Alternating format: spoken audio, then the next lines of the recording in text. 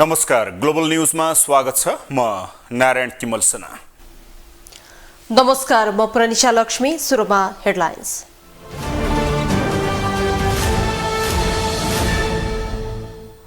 झण्डै 9 महिनापछि बस्यो एमाले केन्द्रीय समिति बैठक। अख्तियारदेखि प्रधानमन्त्री प्रचण्ड, देउबामाथि खनिए अध्यक्ष ओली।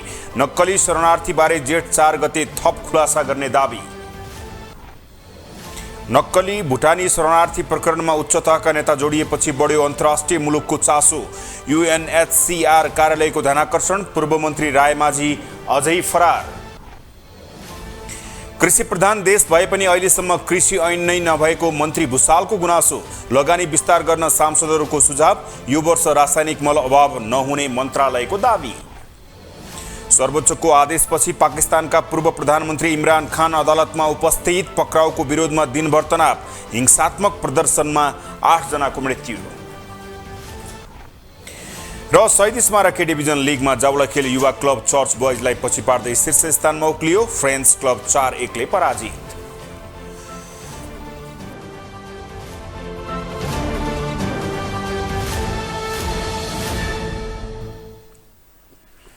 ग्लोबल न्यूज अब विस्तारमा। झण्डै 9 महिनापछि नेकपा एमालेको केन्द्रीय समितिको बैठक बसेको छ। च्यासल स्थित पार्टी केन्द्रीय कार्यालयमा बसेको बैठकमा अध्यक्ष केपी शर्मा ओलीले दाहाल सरकारको आलोचना गरेका छन्। बैठकको पहिलो दिन आम चुनाव र मिसन ग्रास रुटको समीक्षा, भावी कार्यदिशा र अध्यक्ष केपी शर्मा ओलीको राजनैतिक प्रतिवेदनका बारेमा छलफल समेत भएको छ।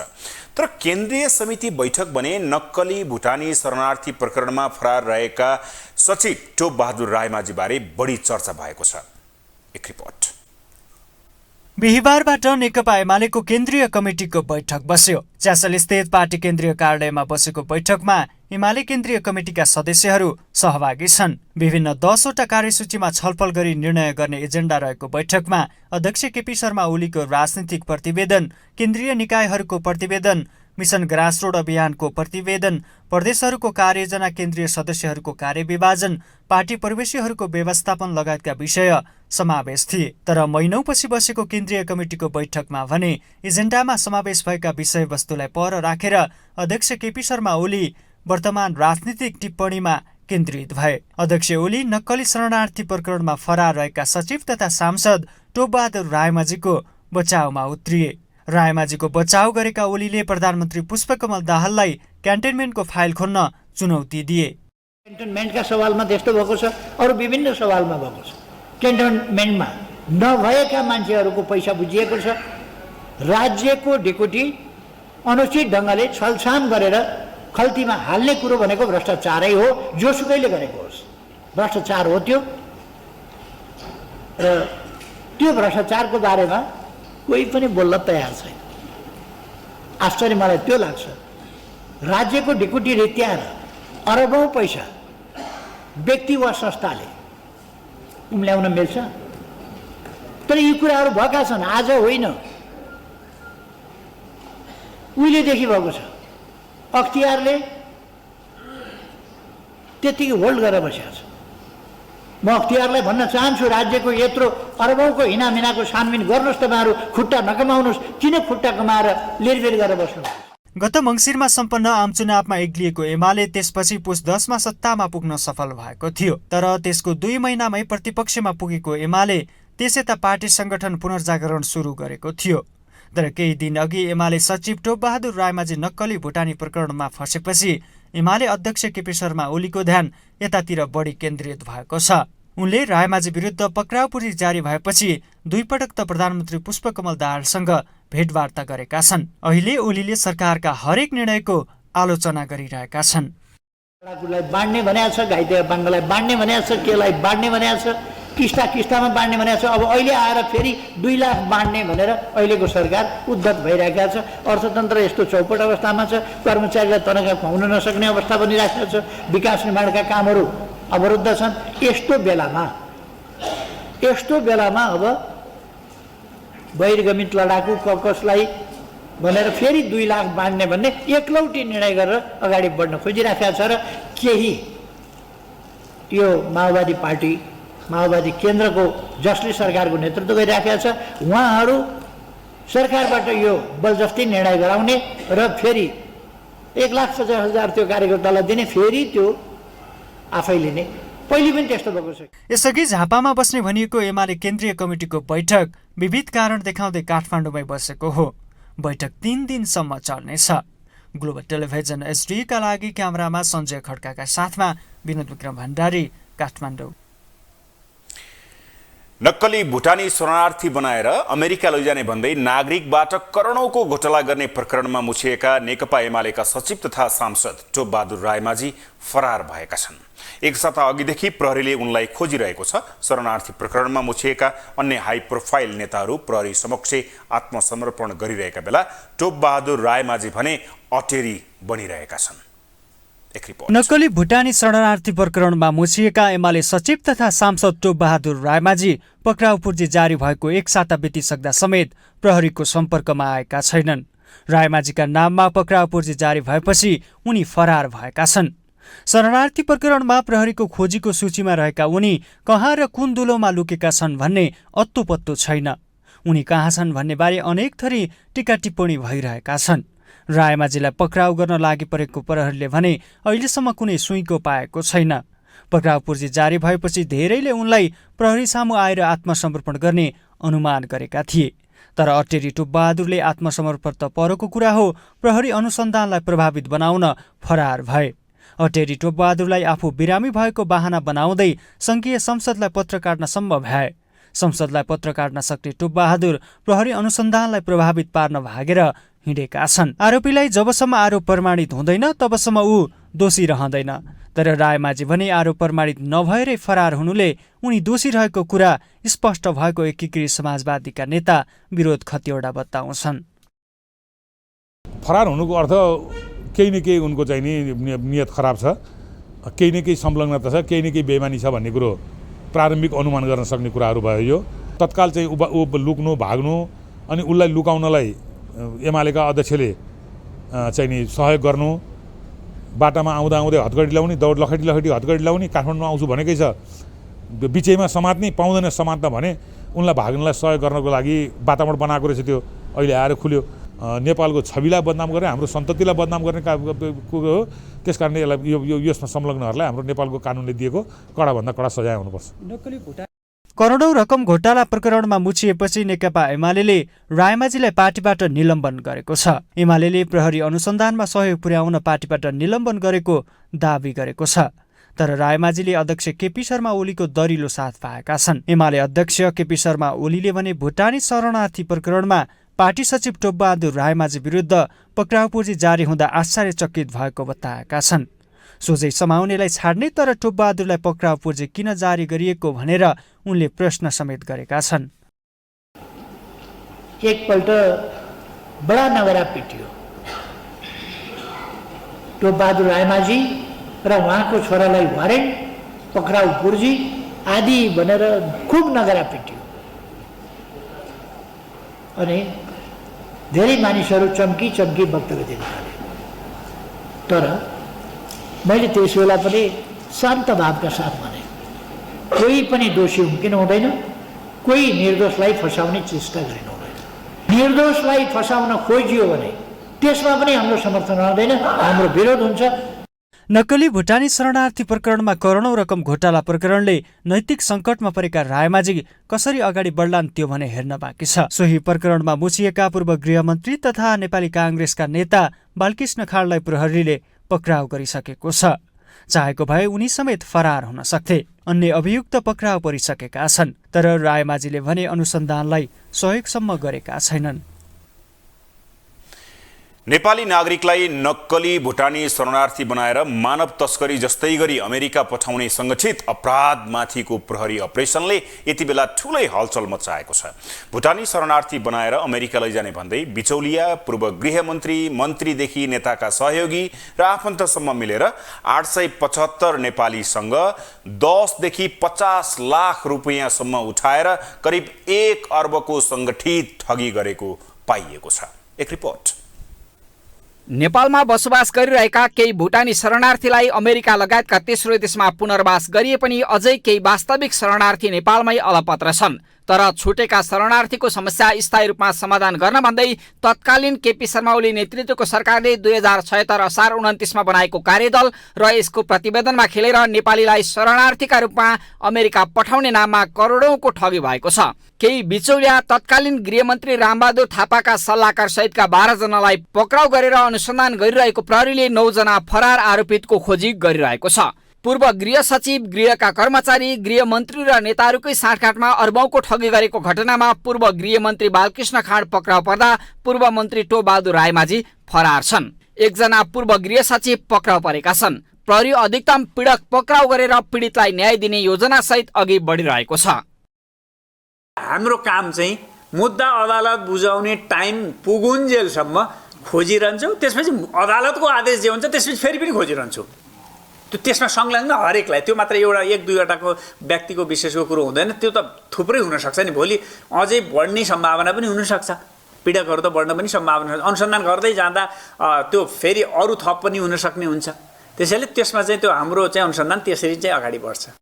शरणार्थी बनाएर अमेरिका लैजाने भन्दै 875 नेपालीसँग बिचौलियाले न्यूनतम 10 देखि अधिकतम 50 लाखसम्म उठाएको पाइएको छ। बिचौलियासँगै कर्मचारी, नेता र उनीहरूका सहयोगीसम्म जोडिएपछि प्रहरीले अहिले संगठित अपराधको कसुरमा अनुसन्धान गरिरहेको छ। अहिलेसम्म 108 जनाले आफू ठगिएको भन्दै प्रहरीमा उजुरी दिएका छन्। सुरुवातमा 60 जनाले सामूहिक रूपमा उजुरी दिएपछि प्रहरीले नक्कली भुटानी शरणार्थी प्रकरणको अनुसन्धान अघि बढाएकोमा अहिले विभिन्न मितिमा समूहमा गरेर 20 वटा उजुरी परेको छ।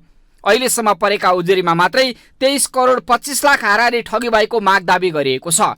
यो प्रकरणमा 875 जना पीडित जोडिएकाले सबैको उजुरी परेमा नेपालीलाई नक्कली भुटानी शरणार्थी बनाएर अमेरिका पठाउने गिरोह मार्फत 1 अर्ब हाराहारी ठगी भएको मुद्दा दर्ता हुने आकलन गरिएको छ। संगठित रूपमा अघि बढाइएको ठगी धन्दा मार्फत 1 अर्ब बढी ठगी भएको हुन सक्ने प्रारम्भिक आकलन गरिए पनि उजुरीका आधारमा मात्रै ठगीको रकम यकिन गर्न सकिने प्रहरी दाबी छ।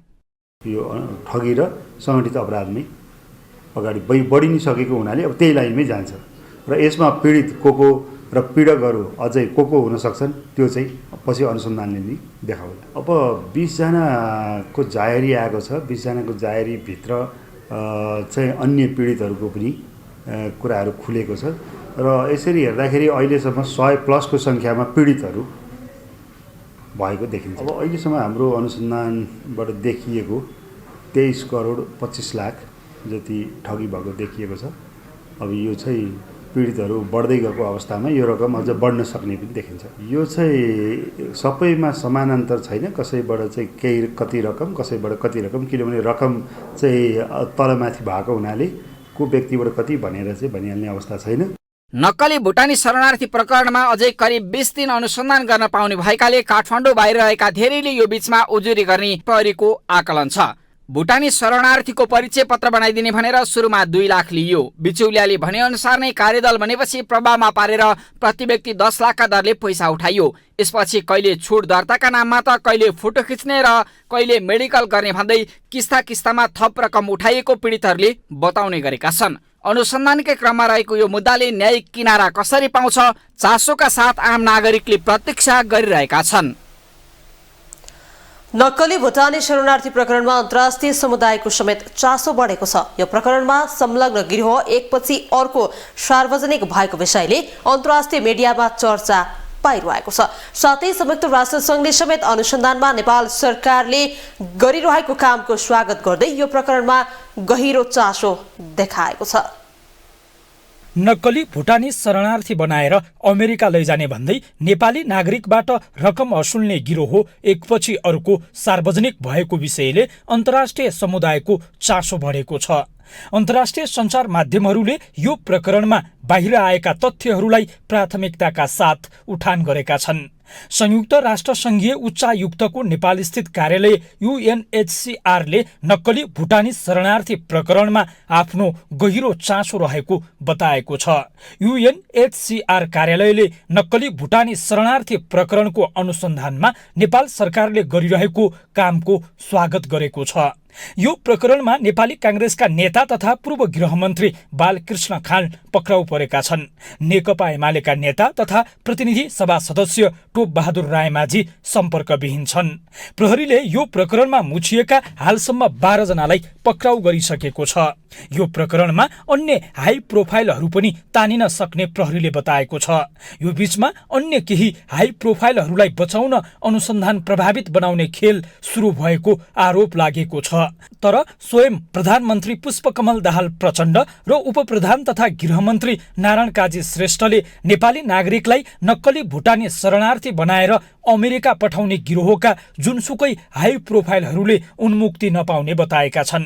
प्रधानमन्त्री प्रचण्डका प्रमुख राजनीतिक सल्लाहकार हरिबोल गजुरेल नक्कली भुटानी शरणार्थी प्रकरणमा अन्तर्राष्ट्रिय समुदायको समेत गहिरो चासो रहेकाले कसैले उन्मुक्ति नपाउने बताउँछन्। अनावश्यक तान्ने काम हुँदैन, तानिएको पनि होइन। अनि जो यो प्रक्रिया हो त्यसलाई छोड्नु पनि हुन्न भन्ने उहाँको पटमलाइनु हो। तानेर ल्याएको नि होइन यो कसैको विरुद्ध, र फेरि आइसकेपछि त्यसलाई चाहिँ अब फेरि कानुनी रूपमा चाहिँ होइन गल्ती गरेको भने छुट पनि दिनुहुन्न भन्ने कुरो हो। नक्कली भुटानी शरणार्थी प्रकरणले अहिले देशभित्रकै राजनीतिक माहौल पनि तातिएको छ। यो प्रकरणमा प्रधानमन्त्री प्रचण्ड, उपप्रधान तथा गृहमन्त्री श्रेष्ठ र नेपाल प्रहरीको वाहवाही भइरहेको छ। अर्कोतर्फ दोषीलाई उन्मुक्ति दिन नहुने भन्दै सडकदेखि सदनसम्म प्रदर्शन पनि भइरहेको छ। संसदमा सांसदहरूले भ्रष्टाचारको नियन्त्रणका लागि नक्कली भुटानी शरणार्थी प्रकरणमा संलग्न जोसुकैलाई पनि कारबाही हुनुपर्ने बताएका छन्। सडकमा उत्रिएका विभिन्न सङ्घ संगठनहरूले भ्रष्टाचारमा मुछिएकाहरूलाई कडा कारबाही गर्न माग गरेका छन्। यता गृहमन्त्री श्रेष्ठले भने कसैको दबावमा नरहेर अनुसन्धान गरिने बताएका छन्। हामी के भन्छौँ नि, कोही निर्दोष डराउनु पर्दैन, कोही निर्दोष तानिने छैनन्, कोही दोषी छुट्टे छैनन्, दोषीलाई हामी जाँडो पनि छोड्दैनन्। यो हाम्रो प्रतिबद्धता भयो, यही अनुसार हामी अगाडि बढ्नेछौँ। नक्कली भुटानी शरणार्थी प्रकरणमा हालसम्म 12 जना पक्राउ परेका छन्। पूर्व गृहमन्त्री बालकृष्ण खान पक्राउ परेपछि अन्तर्राष्ट्रिय जगतमा झन चासोका साथ हेरिएको यो प्रकरणलाई अन्तर्राष्ट्रिय मिडियाहरूले पनि चासोका साथ उठान गरेका हुन्। ग्लोबल टेलिभिजनका लागि क्यामेरामा सञ्जय खड्काका साथमा कैलाश कठायत, काठमाडौँ। अब पालो ग्लोबल भोइसको।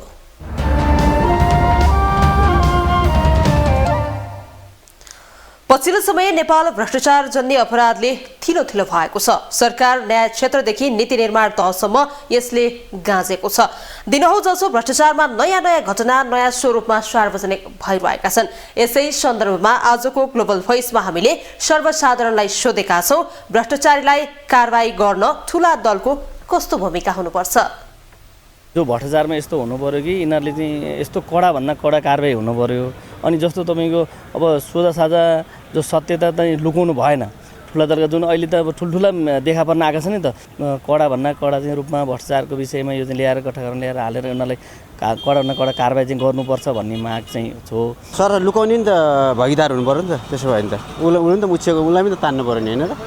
त्यही भएर चाहिँ म चाहिँ के भन्छु भने भ्रष्टाचार पुरा कारबाही होस् र उसको जति सम्पत्ति छ सरकै कराउनुहोस्।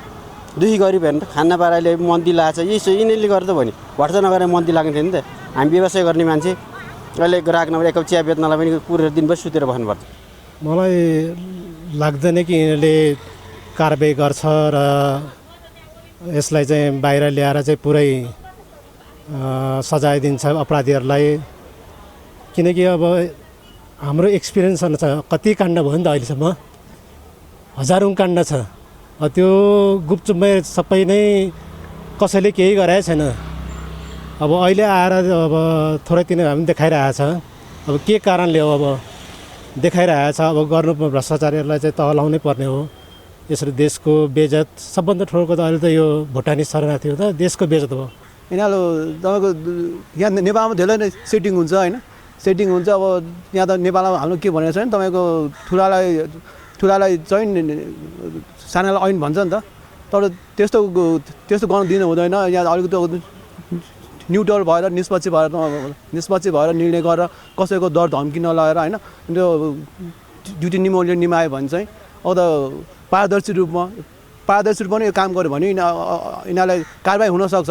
किनभने जबसम्म यो भ्रष्टाचारी चाहिँ जराइदेखि निर्मूल हुन्न तबसम्म चाहिँ नेपाल चाहिँ आर्थिक स्थितिमा चाहिँ उकास्न सकिन्न। र त्यसको लागि चाहिँ जति पनि यो प्रधानमन्त्री मन्त्री यो राजनीतिक दलको जति पनि अहिले ठुला ठुला पार्टी छन्, जस्तै काङ्ग्रेस भयो, शेरबहादुर देउवा, अनि एमाले, केपी ओली, प्रचण्ड अहिले प्रधानमन्त्री, ऊ आफै पनि त भ्रष्टाचारी हो। तैपनि एउटा राम्रो नीति लिएर आएर चाहिँ माथिदेखि तलसम्म चाहिँ कसैले नछोडेर चाहिँ यदि कारबाही गर्छ भने चाहिँ जनताले चाहिँ सुख पाउँछ, देशले पनि पाउँछ। र यदि भएन भने तल्लो जनस्तरदेखि नै आन्दोलन गरेर चाहिँ प्रधानमन्त्रीको अब भनौँ न त्यो पद पनि भोलिको दिनमा जनताले चाहिँ खोज्न सक्छ। ठुला दलले सबैलाई सम्मान व्यवहार गर्नु पर्यो, मेरो तेरो भन्नु भएन, गल्तीलाई चाहिँ निष्क्रिय गरेर कारबाही गर्नु पर्यो। भ्रष्टाचारी कोहीलाई पनि छोड्नुहुन्न, ठुलो सानो सबलाई कारबाही गर्नुपर्छ। र यिनीहरूले अझै सकारात्मक भूमिका खेल्नुपर्छ। यिनीहरू त के हुन् भने आफ्नो नागरिकलाई विदेशी बनाउने अपराधी हुन्। यिनीहरूलाई त हदैसम्म कारबाही गर्नुपर्छ। आफ्नो नागरिकलाई बेचेर पैसा कमाउने यस्ता अपराधीहरू, यिनीहरूलाई त ठुलो कारबाही गर्नुपर्छ। यिनीहरूलाई सत्तारूढ गठबन्धनका विद्यार्थी संगठनहरूले भ्रष्टाचार विरुद्ध प्रदर्शन गरेका छन्। बिहिबार भ्रष्टाचार विरुद्धको अभियानलाई समर्थन गर्दै नेपाल विद्यार्थी संघ, अनेरा सुवेव क्रान्तिकारी र नेकपा एकीकृत समाजवादी निकट अनेरा सुवेवले विरोध गरेको हो। नक्कली भुटानी शरणार्थी प्रकरणबारे अनुसन्धान गरी भ्रष्टाचारीलाई कारबाहीको माग गर्दै विद्यार्थी संगठनहरूले विरोध प्रदर्शन गरेका छन्। उनीहरूले काठमाडौँको भ्रेकुटी मण्डप परिसरमा प्रदर्शन गरेका हुन्। प्रदर्शनका क्रममा कुराकानी गर्दै नेकपा माओवादी केन्द्र निकट विद्यार्थी संगठन अनेरा सुवेव क्रान्तिकारीकी अध्यक्ष पञ्चा सिंहले प्रधानमन्त्री पुष्पकमल दाहालले चलाउनु भएको अभियानलाई समर्थन गर्न प्रदर्शन गरेको बताउनुभयो। उहाँले नेपाली जनतामा भ्रष्टाचार गर्ने ठूला दलका नेताहरू राजनीतिक लेनदेनमा लागेको भन्ने जनताको संशयलाई ठिक ढङ्गले छानबिन गरी कारबाही गर्न खबरदारी स्वरूप प्रदर्शनमा आएको बताउनुभयो। उहाँले निष्पक्ष छानबिन गरी कारबाही नभएसम्म आन्दोलन जारी रहने बताउनुभयो। साहसले यति बेला यो भ्रष्टाचार विरुद्ध जे अभियान चलाइरहेको छ, यसमा हाम्रो संयुक्त विद्यार्थी संगठनको तर्फबाट हामी एकबद्धताका लागि सडकमा आएको पहिलो कुरा। दोस्रो कुरा, नेपाली जनतामा ठुलो संशय पैदा भइरहेको छ। हाम्रो मुलुकमा भ्रष्टाचार, नीतिगत भ्रष्टाचार गर्ने ठुला दलका नेताहरू विभिन्न लेनदेनमा, राजनीतिक लेनदेनमा चाहिँ भ्रष्टाचारको विषय चाहिँ सामसुम बनाउँछन् र यो विषय पनि सामसुम हुन सक्छ भन्ने जनतामा ठुलो संशय छ। यसका लागि यो प्रकरण त्यस्तो नबनोस्। प्रदर्शनका क्रममा नेकपा एकीकृत समाजवादी निकट अनेरा सुवेवका अध्यक्ष सुदेश पराजुलीले भुटानी शरणार्थी प्रकरणमा सरकारले थालेको अभियानलाई ऐक्यबद्धता जनाएको बताउनुभयो। उहाँले यो घटनाको कुनै पनि दबावमा नपरिकन पक्राउ गरी छानबिन गर्न आग्रह गर्नुभयो। भ्रष्टाचार गर्ने जुन कदम भइरहेको छ, सरकारले जुन कदमका विरुद्धमा एउटा महाअभियान सञ्चालन गरेको छ, यो महाअभियानलाई सरकारको कदमलाई हामी ऐक्यबद्धता जनाउन पनि चाहन्छौँ। साथै प्रभाव दबाव नपरिकन भ्रष्टाचारका विरुद्धमा कडाभन्दा कडा कारबाही गर्नका निम्ति सरकारलाई अपिल गर्नका निम्ति हामी चाहिँ आन्दोलनमा, दबाव जागरणको आन्दोलनमा उपस्थित भएका छौँ। र सरकारले व्यक्त गरेको साहस र दृढता स्वागत योग्य रहेको र विगतका सबै भ्रष्टाचारको फाइलहरू खोल्नुपर्ने उहाँको भनाइ छ। दिगो विकास तथा सुशासन समितिमा समिति सदस्यहरूले कृषि क्षेत्रमा लगानी विस्तार गरेर अघि बढ्न सरकारलाई सुझाव दिएका छन्। बिहिबार सिंहदरबारमा बसेको समितिको बैठकमा अधिकांश सदस्यहरूले कृषि क्षेत्रमा लगानी विस्तार गरी आत्मनिर्भर बन्नुपर्नेमा जोड दिएका हुन्। राष्ट्रिय सभाका सदस्य वामदेव गौतमले राज्यले कृषि क्षेत्रलाई बेवास्ता गरेको आरोप लगाए। उनले कृषि क्षेत्रमा लगानी विस्तार गरेर उत्पादन वृद्धि नगरेसम्म नेपाल गरिब देशमै रहने बताए। हाम्रो देशको अर्थतन्त्रको मुख्य साधन कृषि सबै हिसाबले चाहिँ यो पुष्टि गरेको, युगौँदेखि पुष्टि गरेको, तर यही सबभन्दा बेवास्ता गरिएको क्षेत्र छ। त्यस भएर जब यो हाम्रो हो भने यसमै सबभन्दा ठुलो लगानी पनि यसमा गर्नु पर्यो, यसलाई उठाउनु पर्यो र त्यसपछि मात्रै हामी अगाडि बढ्न सक्छौँ। आज व्यवस्था गरेको अवस्थामा पनि 30-32% नेपाली अर्थतन्त्रको हिस्सा कृषिले जोगाइरहेका छ। राष्ट्रिय सभाका सदस्य रमेशजङ रायमाझीले कृषि मन्त्रालय विघटन गर्नुपर्ने बताए। उनले 85% तरकारी बाहिरबाट आयात गर्नुपर्ने र खाद्य पनि ठूलो मात्रामा विदेशबाट आयात गर्नुपर्ने स्थिति राखिराख्ने हो भने कृषि मन्त्रालयको आवश्यकता नरहेको जिकिर गरे। यो मन्त्रालयको खासै काम देखिनँ मैले।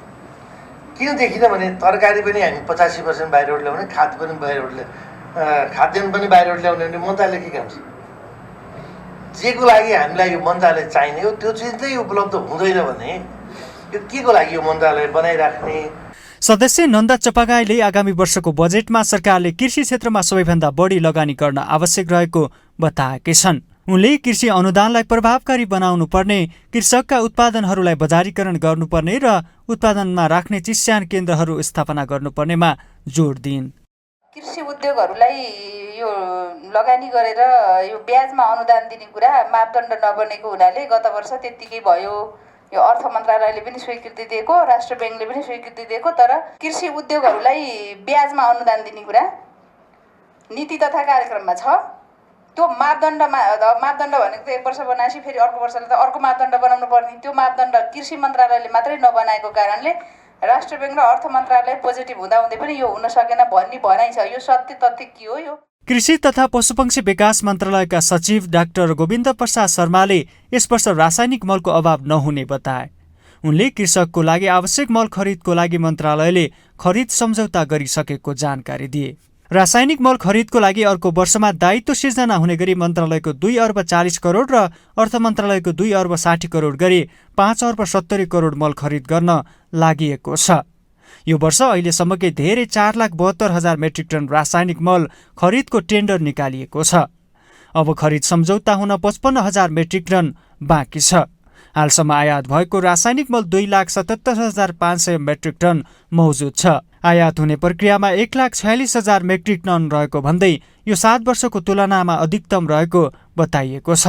जेठ 15 को बजेटमा स्रोत सुनिश्चित हुने गरी 15 अर्बको 2,02,000 मेट्रिक टन रासायनिक मल खरिदका लागि टेन्डर भइसकेको छ।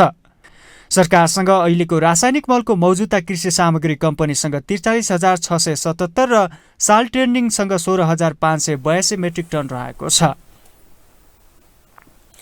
कृषि तथा पशुपक्षी विकास मन्त्री डाक्टर बेदुराम विशालले नेपालमा हालसम्म कृषि ऐन नै नरहेको बताउनु भएको छ।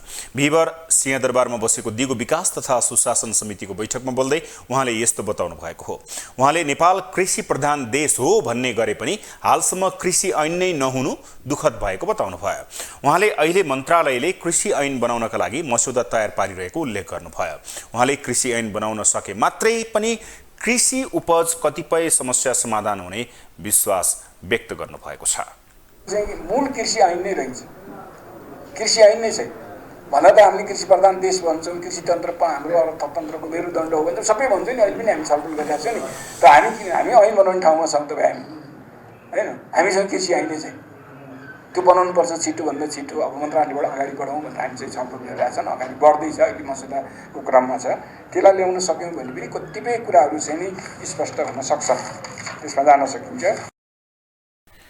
मन्त्री भुसालले आधुनिक समयमा पाखुराको बलमा खाद्यान्न उत्पादनमा वृद्धि गर्छु भन्नु गलत भएको बताउनु भयो। उहाँले जतिसक्दो धेरै यन्त्रीकरणमा गएर कृषि उत्पादन वृद्धि गर्न सकिने उल्लेख गर्नुभयो।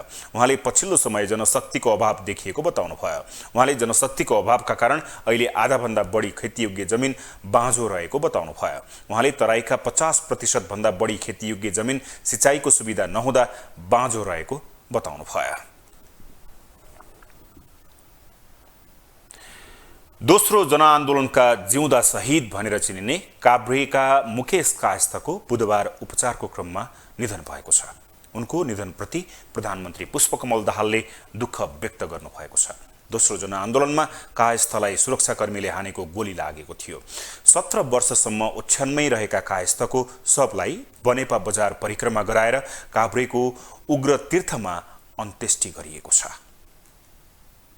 दोस्रो जनआन्दोलनका जिउँदा शहीद भनेर चिनिने काभ्रेका मुकेश कायस्थको अन्त्येष्टि गरिएको छ। बुधबार निधन भएका उनको बिहिबार अन्त्येष्टि गरिएको हो। अन्त्येष्टि अघि कायस्थको शवलाई बजार परिक्रमा समेत गराइएको छ।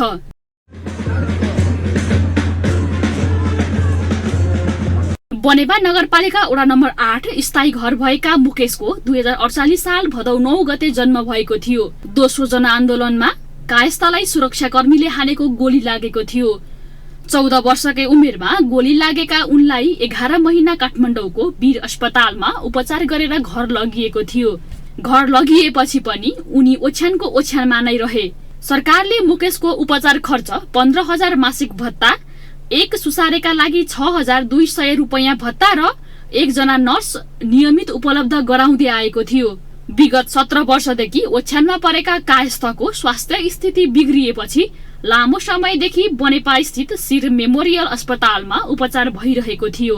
जनआन्दोलन 2062-63 मा सुरक्षाकर्मीले हानेको गोली लागेका काभ्रेका मुकेश कायस्थको निधनप्रति प्रधानमन्त्री पुष्पकमल दाहाल प्रचण्डले दुःख व्यक्त गरेका छन्। त्यस्तै उनले दोस्रो जनआन्दोलनका घाइते जिउँदा सहित मुकेश कायस्थको असामयिक निधनप्रति दुःख व्यक्त गर्दै भावपूर्ण श्रद्धाञ्जली अर्पण गर्नुका साथै शोक सन्तप्त परिवार, आफन्त र शुभेच्छुकहरूमा गहिरो समवेदना प्रकट समेत गरेका छन्। 2062 साल चैत 27 गते मुकेश कायस्थको कञ्चटमा सुरक्षाकर्मीले हानेको गोली लागेको थियो। 14 वर्षका कायस्थ सोही दिनदेखि ओछ्यानमा परेका थिए। उनको 32 वर्षको उमेरमा बुधबार निधन भएको हो। उक्त आन्दोलनका क्रममा काभ्रे पलाञ्चोकका 4 जना अन्य युवाले ज्यान गुमाएका थिए। ग्लोबल टेलिभिजनका लागि जुनिसा कोइराला, काठमाडौँ। नेकपा एकीकृत समाजवादीका उपमहासचिव डाक्टर गंगालाल तुलाधरले विपद जोखिम न्यूनीकरण र व्यवस्थापन प्राधिकरणलाई मन्त्रालय बनाएर अघि बढ्नुपर्ने आवश्यकता रहेको बताउनु भएको छ। बिहिबार ललितपुरमा आयोजित राष्ट्रिय विपद व्यवस्थापन प्राधिकरणले आयोजना गरेको कार्यक्रममा उहाँले यस्तो बताउनु भएको हो। उहाँले आफू सरकारमा सहभागी हुँदा विपद जोखिम न्यूनीकरण र व्यवस्थापन प्राधिकरणलाई एउटा छुट्टै मन्त्रालय बनाएर जाने प्रयास गरे पनि सफल हुन नसकेको बताउनु भयो। उहाँले प्राधिकरणलाई गृह मन्त्रालय अन्तर्गत नभई प्रधानमन्त्री कार्यालय अन्तर्गत राख्ने कुरा पनि सफल हुन नसकेको स्पष्ट पार्नुभयो। उहाँले अब विपदजन्य गतिविधिहरू बढ्ने भएकाले पूर्व तयारीका साथ काम गर्नुपर्ने आवश्यकता रहेको बताउनु भयो। प्राधिकरण योभन्दा शक्तिशाली प्राधिकरण बनाउन खोजेका थियौँ। त्यो प्राधिकरणलाई गृह मन्त्रालय अन्तर्गत होइन, प्रधानमन्त्री अन्तर्गत राख्न खोजेका थियौँ। अझ त्योभन्दा अगाडि बढेर त्यसलाई त एउटा मन्त्रालय बनाउनुपर्छ भनेर हामीले प्रस्ताव राख्यौँ। मैले नै प्रस्ताव राखेँ। तर 15वटा भन्दा मन्त्रालय थप बनाउन नपाउने र 25 जना भन्दा क्याबिनेट मेम्बर नहुने खालको चाहिने परिस्थितिलाई हामीले जो सुनिश्चित गरेका छौँ, हामीले धान्नै नसक्ने खालको परिस्थिति हुन्छ भन्ने खालको कुराले त्यसले गर्दा मन्त्रालय बन्न सकेन। कार्यक्रममा राष्ट्रिय विपद जोखिम न्यूनीकरण तथा व्यवस्थापन प्राधिकरणका कार्यकारी प्रमुख अनिल पोखरेलले विपद जोखिम न्यूनीकरणका लागि बेलैमा पूर्व रणनीति बनाएर अघि बढ्न आवश्यक रहेको बताउनु भयो। उहाँले विगतमा सिकेको अनुभवलाई रणनीति बनाएर अघि बढ्न सके विपदबाट जनधनको क्षति हुनबाट रोक्न सकिने उल्लेख गर्नुभयो। उहाँले गीत सङ्गीत र भिडियोको माध्यमबाट गाउँ गाउँमा सचेतना फैलाउनु पर्ने बताउनु भएको छ। अपङ्गता भएका महिलाहरू, अपङ्गता भएका होइन एल्डरली पपुलेसन्सहरू, बच्चाहरू, त्योहरूमा कसरी हामी छिटो पुर्याउन सक्छौँ। त्यो घरहरूलाई हामी अघि रायन सरले देखाउनु भएको जस्तो घरमा बाढी गइसके पछाडि बल्ल म्यापिङ होइन कि हामी अगाडि नै हामी सबैजना मिलेर हामीले काम गरिरहेको पालिकाहरूमा त्यो म्यापिङ अहिले गर्न सक्यौँ। घरलौरी सूचना भन्छौँ हामीहरू। घरलौरी सूचनाहरू अगाडि आयो भने हामीले रेस्पोन्स गर्न जाने साथीहरूलाई कहाँ अपङ्गता भएका व्यक्ति छन्, कहाँ एकल महिलाहरू छन्, होइन कहाँ एल्डरली पपुलेसन्सहरू छन्, त्यसले हामीलाई प्रभावकारी ढङ्गबाट हामीले रेस्पोन्स गर्न सकिँदो रहेछ भन्ने कुरा हामीलाई त्यो चाहिँ थाहा भयो। कार्यकारी प्रमुख पोखरेलले शारीरिक अशक्त भएकाहरूलाई सबैभन्दा पहिला विपदजन्य अवस्थाका बारेमा सचेत र सूचना दिनुपर्ने बताउनु भएको छ।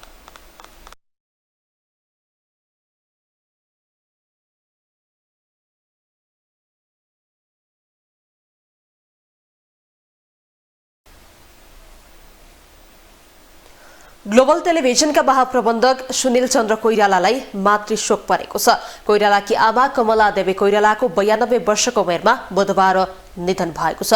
स्वर्गीय कुलचन्द्र कोइरालाकी धर्मपत्नी समेत रहेकी कमला देवी कोइरालाको उपचारका क्रममा त्रिवी शिक्षण अस्पतालमा निधन भएको हो। बुधबार निधन भएकी कोइरालाको बिहिबार अन्त्येष्टि गरिएको छ।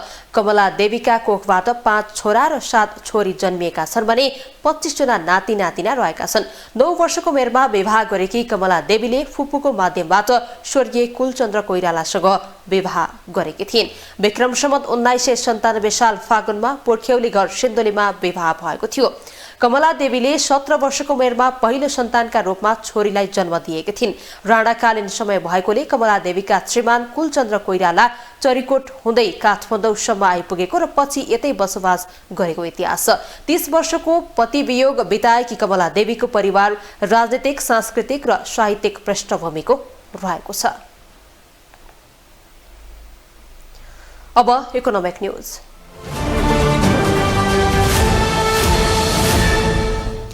साताको अन्तिम कारोबार दिन बिहिबार शेयर बजार परिसूचक नेप्सेमा एकल अङ्कको सामान्य गिरावट आएको छ। बिहिबार शेयर बजार परिसूचक नेप्से 3.34 अङ्कले गिरावट हुँदा 1838.59 अङ्कमा बन्द भएको छ।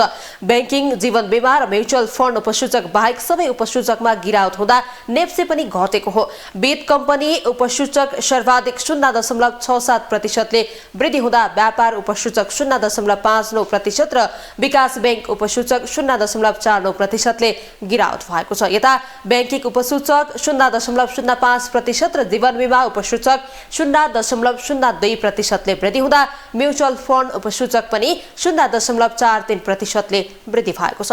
नेप्सेसँगै कारोबार रकम पनि घट्दै गएको छ। सोमबार 82 करोड र मंगलबार 77 करोडको कारोबार भएको बजारमा बुधबार कारोबार रकम घटेर 59 करोडमा सीमित भएको थियो। बिहिबार अझै घटेर 78 करोड 83 लाखमा सीमित भएको छ। 16,175 वटा कारोबारमा 21,03,791 किता सूचीकृत धितोपत्र किनबेच हुँदा उक्त रकमको कारोबार भएको हो।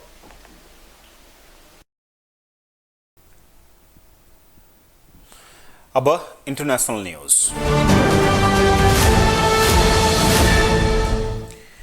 पाकिस्तानका पूर्व प्रधानमन्त्री इमरान खान पाकिस्तानको सर्वोच्च अदालतमा उपस्थित भएका छन्। अल कादिर ट्रस्ट घोटालामा उनी पाकिस्तानको सर्वोच्च अदालतमा उपस्थित भएका हुन्। उनको पार्टी पाकिस्तान तहरिक ए इन्साफले खानको गिरफ्तारीलाई गैर कानुनी भन्दै सर्वोच्च अदालतमा निवेदन दिएको थियो। यो बुन्दामा सुनवाई जारी छ। यसअघि प्रधान न्यायाधीश उमर अता बन्दियालको अध्यक्षतामा भएको सुनवाईमा अदालतले खानको गिरफ्तारीप्रति असन्तुष्टि व्यक्त गरेको थियो। यो सँगै उनको गिरफ्तारीलाई गैर कानुनी घोषणा गरिएको छ। अदालतले खानलाई इस्लामाबाद उच्च अदालत परिसरबाट पक्राउ गरेर न्यायपालिकाको प्रतिष्ठामा चोट पुगेको बताएको छ। सुनवाईका क्रममा प्रधान न्यायाधीश बन्दियालले अदालतमा डरको वातावरण सिर्जना भएको बताएका थिए। पाकिस्तानमा खान पक्राउपछि दिनभर तनाव भएको छ। हिंसात्मक घटनाबाट अहिलेसम्म 8 जनाको मृत्यु भएको छ। अब स्पोर्ट्स न्यूज।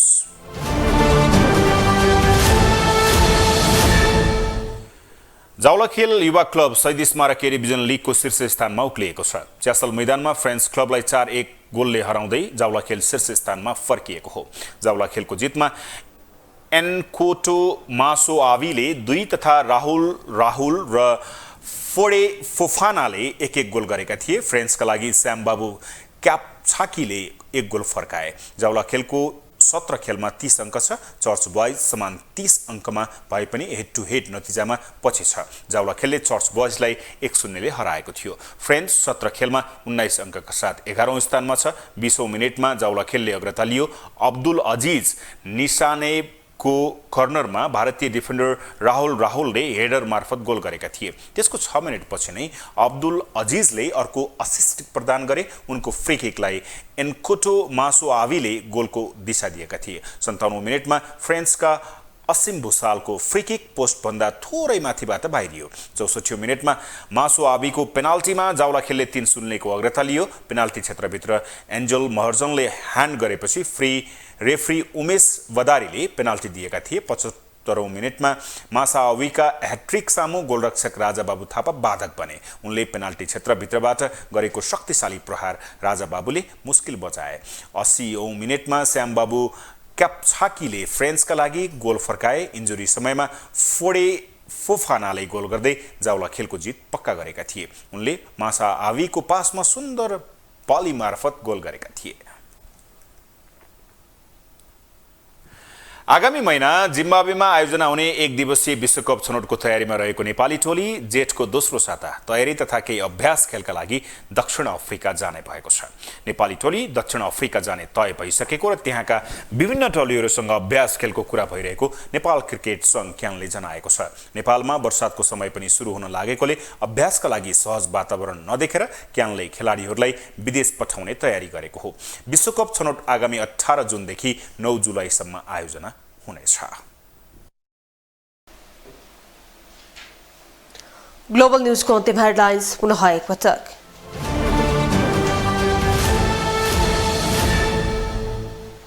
झण्डै 9 महिनापछि बस्यो एमाले केन्द्रीय समिति बैठक। अख्तियारदेखि प्रधानमन्त्री प्रचण्ड, देउबामाथि खनिए अध्यक्ष ओली, नक्कली शरणार्थीबारे जेठ 4 गते थप खुलासा गर्ने दावी। नक्कली भुटानी शरणार्थी प्रकरणमा उच्च तहका नेता जोडिएपछि बढ्यो अन्तर्राष्ट्रिय मुलुकको चासो। UNHCR कार्यालयको ध्यानाकर्षण, पूर्व मन्त्री रायामाझी अझै फरार।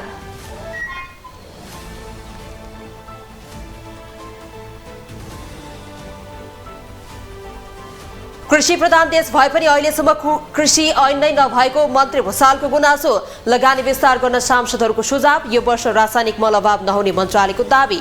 सर्वोच्च आदेशपछि पाकिस्तानका पूर्व मन्त्री इमरान खान अदालतमा उपस्थित। पक्राउको विरोधमा दिनभर तनाव। हिंसात्मक प्रदर्शनमा 8 जनाको मृत्यु। र शहीद स्मारक ए डिभिजन लिगमा जावलाखेली युवा क्लब चर्च बॉयजलाई पछि पार्दै शीर्ष स्थानमा। फ्रेन्ड्स क्लब 4-1 ले पराजित।